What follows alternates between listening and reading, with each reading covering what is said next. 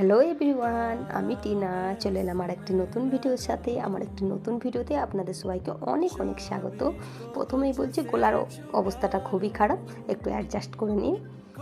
আর যারা যারা এই ভিডিওটা আমার ফেসবুক পেজ থেকে দেখছো তাদেরকে বলবো ফেসবুক পেজটাকে ফলো করে নেবেন। আর যারা যারা ইউটিউব থেকে দেখছেন প্লিজ তাদেরকে বলবো ইউটিউবটাকে সাবস্ক্রাইব করে নেবেন। আর ভিডিওটা প্রথম থেকে লাস্ট অবধি দেখবেন। ভিডিওটা যদি ভালো লাগে আপনাদের ফ্যামিলি ফ্রেন্ডের সাথে ভিডিওটা শেয়ার করবেন। চলুন আজকে কি বানাচ্ছি দেখে নেওয়া যাক। দেখেই আপনারা বুঝতে পারছেন কি বানাবো। একদম কাছে নরম নরম কচি কচি কুমড়ো শাক আছে আর লাউ শাক আছে। আজকে এই দিয়ে ভর্তা বানাবো। গাছ থেকে তুলে নিয়ে চলে এসেছি কুমড়ো শাক আর লাউ শাক, একদম নরম। দেখেই বুঝতে পারছেন একদম অর্গ্যানিক, এর মধ্যে কোনো খাদ দেওয়া নেই, শুধু বীজটা পুঁতে দিয়েছি মাটির মধ্যে। দেখুন একদম সুন্দর, একদম নরম কচি কচি। এই যে মোটা মোটা যে শিরাগুলো আছে শিরাগুলোকে আমি তুলে ফেলে দেবো। এটা খুব সহজেই হাতের সাহায্যে করা যায়। আর এই ওয়েদারের জন্য এই রেসিপিটা একদম একটা পারফেক্ট। আমার নিজেরই খুবই জ্বর সর্দি, মানে কোনো কিছু মুখেই রুচছেই না। এই ভর্তাটা বানিয়ে কিন্তু আমি অনেকগুলো ভাত খেয়েছি। আপনারাও চাইলে এইভাবে একবার ভর্তা বানিয়ে নিতে পারেন। এর জন্য লাগছে লঙ্কা, কাঁচা লঙ্কা, এগুলো গাছ থেকে তুলে আনা কাঁচা লঙ্কা। ওটা দেখেই আপনারা বুঝতে পারছেন একদম টাটকা, কিন্তু খুব ঝাল। আর লাগছে অনেকটা পরিমাণে রসুনের কোয়া। এটা তো আমি একটা নিয়েছি দেখানোর জন্য, এখনও আছে। আর লাগছে বোনলেস চিকেন। দেখুন কিছু চিকেনে বোন আছে, যার জন্য আমি এগুলোকে ছুরির সাহায্যে কেটে ফেলে দিচ্ছি। আর চিকেনগুলোকে ছোট ছোট করে কুচিয়ে নিচ্ছি। এতে হলে আমি তো সিলে বেটে ভর্তাটা বানাবো, বাটার সময় একটু সুবিধাই হবে। ছোট ছোট করে কুচিয়ে নিচ্ছি। আপনারাও চাইলেও একবার এইভাবে কুমড়ো পাতার ভর্তা বানিয়ে খেয়ে দেখতে পারেন।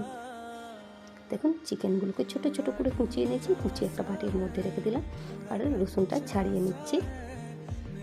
অনেকটা পরিমাণে রসুনের কোয়া নিয়েছি আর নিচে অনেকগুলো কাঁচা লঙ্কা। এবার সবগুলোকে খুব ভালো করে ধুয়ে নেবো। এর আগে আমি দেখুন যে কুমড়ো আর লাউ পাতা ছিল সেগুলো ছোট ছোট করে কুচিয়ে নিচ্ছি, তাহলে খুব সহজেই আমি প্রথমে বললাম যে সিলেতে পারবো, বাটা হয়ে যাবে।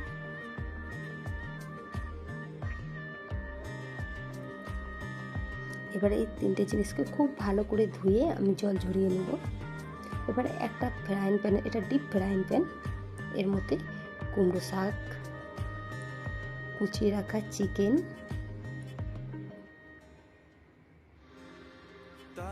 আর কিছু রসুন আর কাঁচা লঙ্কাগুলো, এর থেকে আমি কিছু রসুনের কোয়া আমি রেখেছি।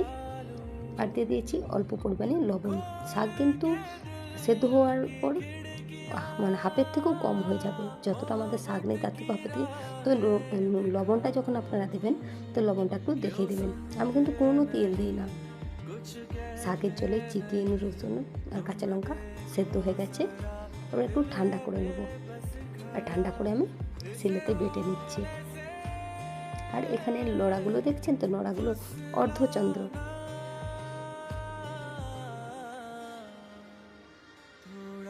খুব সুন্দর একদম শিলেতে বাটা হচ্ছে। আমি ডবল করে বেটে নিয়েছি, প্রথমে একবার বেটেছি, তারপর আবার একবার বেটে নিচ্ছি। দেখুন কত সুন্দর বাটা হয়েছে।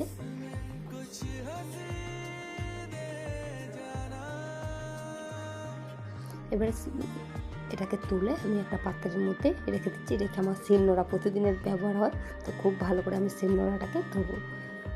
দেখুন বাটাটা কত সুন্দর হয়েছে।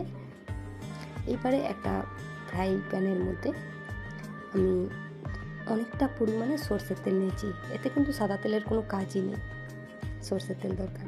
সরষের তেলটা যখন খুব ভালোভাবে গরম হয়ে গেছে, ওর মধ্যে দিয়ে দিচ্ছি রসুন কুচি। রসুনগুলোকে আমি লাল করে ভেজে কিছু রসুন তো আমি উঠিয়ে নেবো, আর কিছু রসুন আমি তেলের মধ্যেই রেখে যে ভর্তাটা বানিয়েছি ভর্তা দিয়ে ভাজবো। এরপর আমি যে বেটে রাখা পাতাটা দিয়ে দিলাম।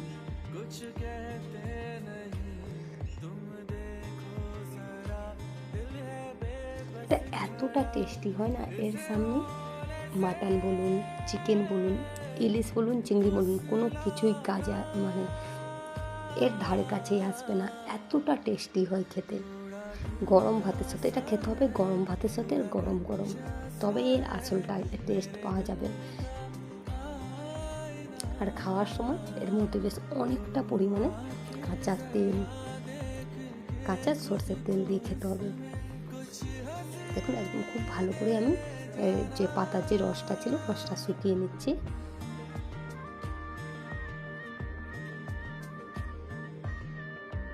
এটা আমার একটা স্বভাব, আমি রান্না করতে করতে সবসময় খুন্তিটাকে না এরকম করার মধ্যে এইভাবেই রেখে দিই যে উঠে এক সাইডে রাখবো, মনেই থাকে না।